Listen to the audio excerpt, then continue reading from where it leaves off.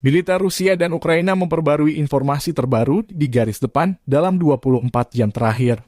Juru bicara militer Rusia Letnan Jenderal Igor Konashenkov per 13 Januari melansir kota Soledar sepenuhnya dikuasai. Pada malam 12 Januari, kata Konashenkov, selama 3 hari terakhir, lebih dari 700 prajurit Ukraina dan lebih dari 300 unit senjata angkatan bersenjata Ukraina dihancurkan di wilayah Soledar.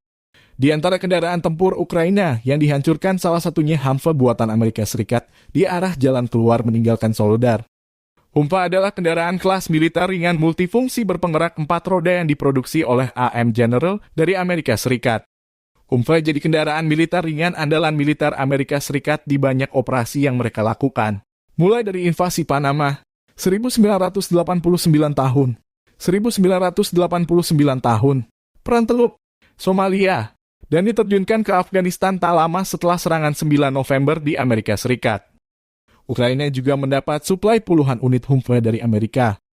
Konflik Rusia-Ukraina memasuki hari 324 belum ada tanda perdamaian.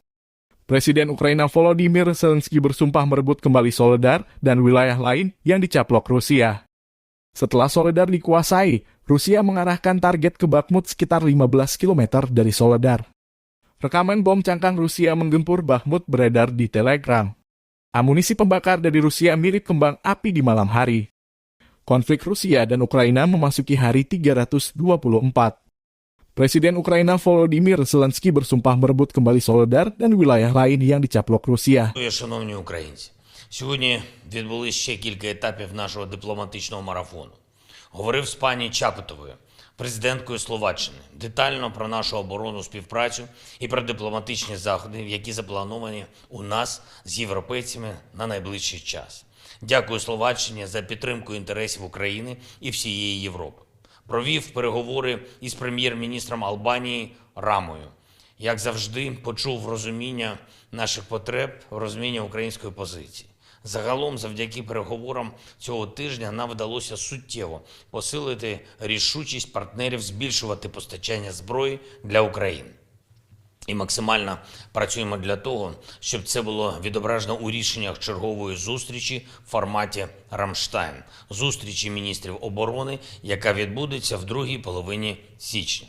Готуємось також і до участі України в заходах Всесвітнього економічного форуму в Давосі. Цьогоріч традиційна економічна тематика форуму, очевидно, буде поступатися безпековим питанням. І для нас важливо, щоб на кожне питання світу щодо безпеки була ефективна і чітка українська відповідь. Так і буде. Взяв участь у спеціальному урочистому засіданні Литовського Сейму. Литва відзначила День захисників свободи, річницю січневих подій 1991 року, коли люди захистили незалежність своєї держави від намагань тодішньої Москви зберегти контроль над Литвою. І це сьогодні було дуже символічне засідання, дуже емоційне.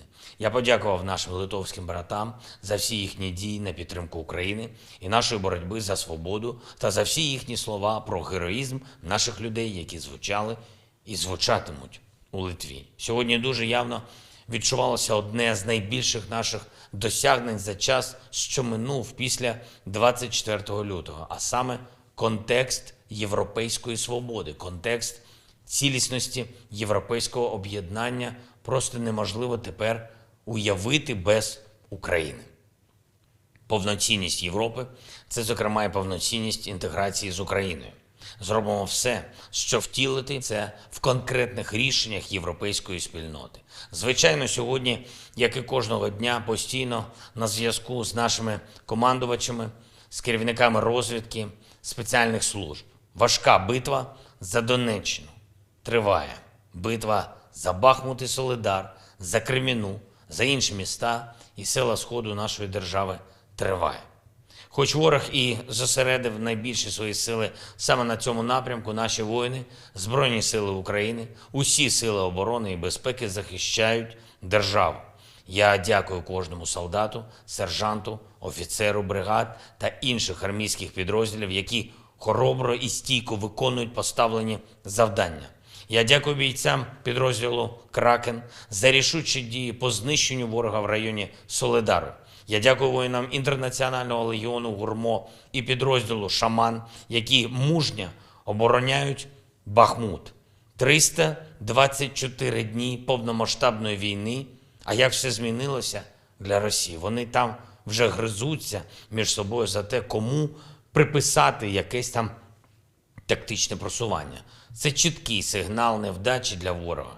І це ще один стимул нам усім, щоб більше тиснути на окупанта і щоб завдати ворогу більше втрат. Я дякую усім, хто це забезпечує, як на передовій, так і на всіх інших наших фронтах. Саме тому сьогодні я хочу відзначити також працівників Служби зовнішньої розвідки України, тих, хто працює зазвичай зовсім непомітно і про кого небагато говорять. Але вони реально наближають дуже вагомі рішення партнерів для України, для наших оборонців. Дякую за це. Дякую всьому особовому складу Служби безпеки України, чиї результати в боротьбі, зокрема проти колаборантів і диверсантів, суспільство бачить. Кожен крок держави у національному захисті ретельно готується. І це дає нам законні і справедливі результати. Дає нам реальне посилення нашої незалежності, усіх її аспектів. Я дякую за це. Дякую кожному і кожній, хто працює заради перемоги нашої держави. Слава нашим воїнам! Слава Україні! Terima kasih sudah nonton. Jangan lupa like, subscribe, dan share ya.